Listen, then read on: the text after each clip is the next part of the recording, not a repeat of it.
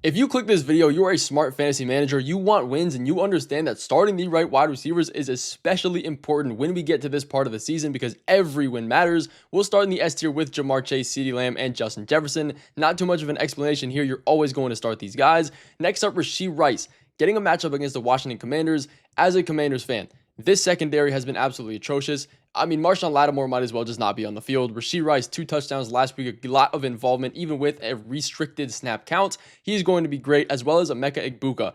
Now coming into a matchup against the New Orleans Saints, which is about even in fantasy points allowed to wide receivers, not super positive, not super negative, but we're not going to have Mike Evans. It's possible we don't have Chris Godwin again. He's going to be the number 1 wide receiver next to Tez Johnson, a guy that we will allude to later in this video. You could start. Guys, make sure to hit that like button if you do enjoy this video and want these kinds of rankings every week. I promise I will provide you value, and these videos will prove it to you. Next up, we do have Drake London getting his matchup against the Miami Dolphins. The only risk and worry here is that this game just completely gets out of hand. The Miami Dolphins can't keep pace. The Falcons go crazy, and Drake London gets restricted in snaps toward the later half of the game. Without that, though, very, very positive defense and allowing fantasy points to wide receivers. Drake London is the number 1. He's going to be started right next to A.J. Brown, who has been skyrocketing up these rankings. But with the Eagles' recent pass volume and how good the Giants have been playing with Jackson Dart, this has one of the higher projected game totals, and they should have a bunch of offense on both sides of the ball.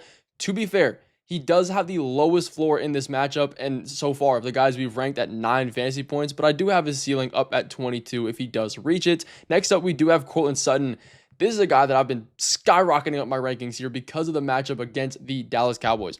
Regardless of whatever wide receiver you have, you start them against the Cowboys because they're allowing the second most points to opposing wide receivers, some of the most yards to wide receivers and teams in general.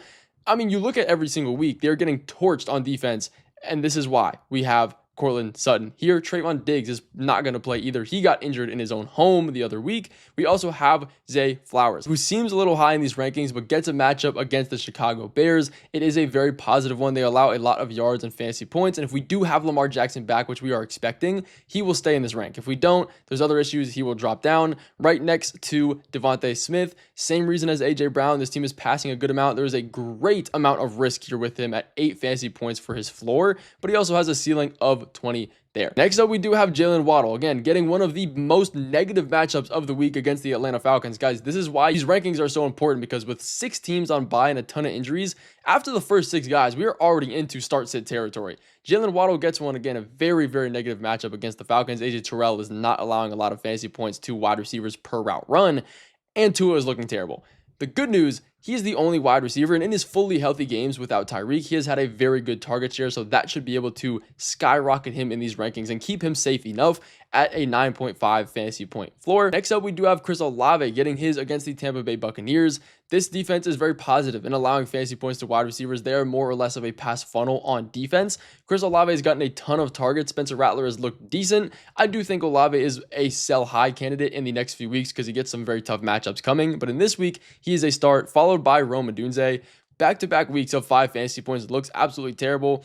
I expect a full bounce back from him getting his matchup against the Baltimore Ravens. They are top 3 in fantasy points allowed to wide receivers. Caleb Williams has been playing amazing. This Bears team is winning games. He is the wide receiver 1 consistently running the most routes on this team on a per game basis. He will be started just like T. Higgins.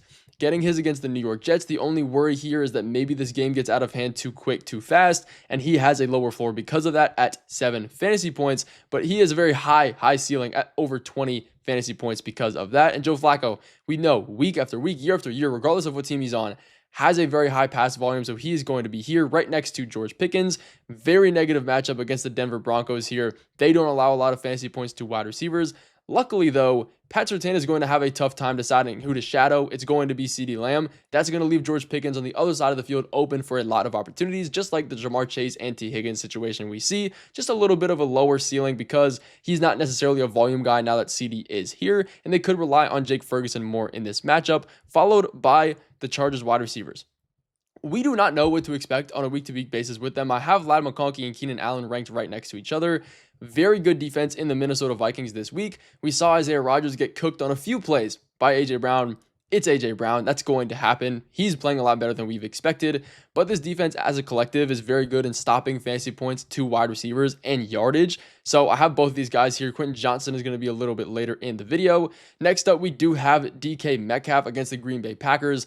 This one does scare me a little bit. The Packers defense is good. If anybody's going to get the ball, it will be DK, depending on if we get Calvin Austin in or not. I do not expect the target share to these tight ends, especially in the red zone, to continue for Aaron Rodgers. Next up, we do have Stefon Diggs getting his against the Cleveland Browns. Again, we will have Tyson Campbell at corner guarding Stefon Diggs, which isn't that positive of a matchup. He did just get traded to the Jaguars. We saw last week he let up a good amount of fantasy points to the wide receiver position. Drake May is playing really good. This game should be in pace for the Patriots, giving Stefon Diggs a start in my eyes. Next up, we have Ted McMillan getting his matchup against the Buffalo Bills, who I might end up moving up in this ranking, even if we do have Andy Dalton at quarterback, which we will. I'm not insanely worried about it. From a fantasy point supporting perspective to wide receivers, he's not that much worse than Bryce Young is, and you can expect this team is going to be down by an insane amount, leading to a ton of passing volume. We do have Jalen Coker in getting more snaps. Xavier Legette's look decent, but Ted McMillan is still this number one wide receiver. He should get a great target share because of that, followed by Deebo Samuel if he does end up playing. At the time I'm recording this video, it is early, I don't know. Kansas City Chiefs is a very negative matchup to fantasy points allowed to any position and yardage specifically allowed to total offenses. But we do have Marcus Mariota in this game, which is somewhat serviceable for wide receivers. And again, if we don't have Terry McLaurin, if Terry McLaurin for some reason does play, Deebo is going to move down, and Terry is also going to be a decent, not hot start, but that is contingent on that. Again, I will be updating you guys in the comments and answering your start sit questions, so make sure to let me know in the comments. Next up, we do have Xavier Worthy getting this matchup against the Commanders, again, who is a very positive defense in allowing fantasy points to wide receivers. We don't have Jaden Daniels. Everything could go right for the Chiefs, and Xavier Worthy couldn't get any of it outside of maybe 2 or 3 catches, followed by Jordan Addison. This is a guy with a very high fantasy point ceiling. As far as we've seen, he can be a number one wide receiver in fantasy for us. That might be a bit of a reach, but if we have a quarterback that is going to be questionable and who knows what is even going to happen, his ceiling and floor is always going to be extremely drastic, even in a decent matchup against the Los Angeles Chargers. And next up, we do have Michael Pittman getting his matchup against the Tennessee Titans. We saw Kayshon Boutte last week, the wide receiver one, essentially for that team, put up 13.5 fantasy points. It's a decent matchup. His floor is the safest out of these guys in this range at 8.9 fantasy points, but a lower ceiling at 20 because we know he's not necessarily a breakout wide receiver. We probably will have Josh Downs back in this matchup too, lowering his ceiling. The Tennessee Titans are very positive to fantasy points allowed to wide receivers. Most of the time, though, you really don't need to utilize that because their run defense is such a liability. When you have Jonathan Taylor, who is a sneak peek RB1 on the week, you don't need to pass a ton. So there is risk there that they just don't end up using him. We know this team can score a lot. Followed by Quentin Johnson here. Again, he's really climbing down these rankings on a week-to-week basis. Tough Minnesota defense. We don't know if he's going to be the wide receiver one. Over the past 2 weeks, he's still running the most routes on this team, just not getting targeted. We also do have Wan'Dale Robinson getting a great matchup against the Philadelphia Eagles. I honestly am going to move him up. Like, looking at my rankings here, I think I want to do that. The Eagles defense is very decent, about middle of the pack, more on the positive side to allowing fantasy points to wide receivers. If we expect the Giants to be behind in this game and having to keep up with this offense, Wan'Dale Robinson is their target go-to wide receiver who is going to get a ton of those targets. I like moving him up in this ranking here, as well as Juwan Jennings. Again, depending on if he's fully healthy, if he is good to go, a Houston Texans defense that is good, but we don't know exactly what to expect. He's always going to carry a lot of risk, just like Romeo Doubs and Matthew Golden right here back-to-back in this ranking. A decent matchup against the Pittsburgh Steelers, but again, you don't know what to expect. Followed by Keon Coleman, Khalil Shakir back-to-back in these rankings as well. Another wide receiver tandem where I'd probably start Shakir over Coleman. Coleman does have the higher upside with the deep ball potential, but you never know.